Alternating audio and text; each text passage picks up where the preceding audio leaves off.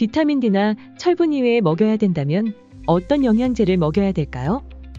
오메가3 제품들도 이제 많이들 고려를 하게 됩니다. 오메가3는 우리가 이제 불포화 지방산으로서 우리 몸에서 굉장히 중요한 역할을 하는 그런 이제 실제 이제 지방 성분이 되겠고, 이 오메가3 중에서도 중요한 거는 이제 DHA라고 하는 성분과 EPA라고 하는 성분 두 가지가 되겠습니다. 2018년에 이화여대에서 발표했던 논문이 있었는데, 여기에서는 국내 이제 영유아들에 있어서 우리나라 영유아들이 EPA는 충분하게 섭취를 하는 것 같은데 DHA는 대부분의 경우에 좀 모자라게 먹더라, 이런 이제 연구 결과가 나왔던 적도 있습니다. 다만 이렇게 이 DHA가 모자랐던 친구들에 있어서 이제 이 DHA를 제품으로 보충해 줬을 때 효과가 있는지에 대해서는 마찬가지로 근거가 조금 약합니다. 가장 좋은 거는 DHA가 풍부한 음식을 잘 챙겨 먹는 것이 되겠고, DHA는 기본적으로는 해산물에, 그러니까 우리가 이제 여러 가지 평소에 접하는 이제 등푸른 생선들이라든지 아니면 어패류라든지 뭐 문어나 갑각류 이런 것들에 이제 기본적으로 많이 들어있기 때문에, 이런 해산물을 최소한 이유식을 하실 때 한 일주일에 2번 정도는 챙겨서 식기를 진행을 하시는 것이 필요하겠습니다. 최근 들어서는 이제 해양 오염 때문에 수온 침착에 대한 이슈가 있기 때문에 이런 생선의 이제 보충에 대한 그런 부분에 대해서 약간의 논란이 있습니다.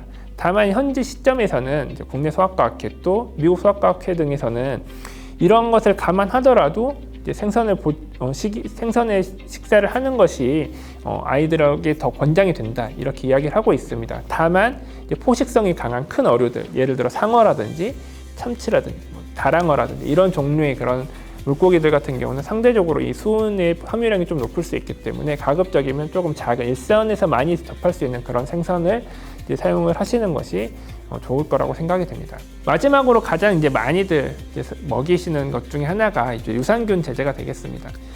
장내 유익균이 이제 존재는 이제 오래 전부터 많이들 이야기를 하고 있고, 장내 유산균이 중요하다. 실제 지금 TV를 틀어봐도 광고에 굉장히 많이 나오는 것 중에 하나가 되겠습니다. 신생아에게 역시 장내 유익균이 굉장히 중요한 역할을 한다는 점에 있어서는 부인할 수가 없는 그런 사실이 되겠지만, 다만 건강한 아이들에 있어서 이런 유산균을 보충을 해주는 것에 대해서는 아직까지도 여러 가지 논란이 있습니다.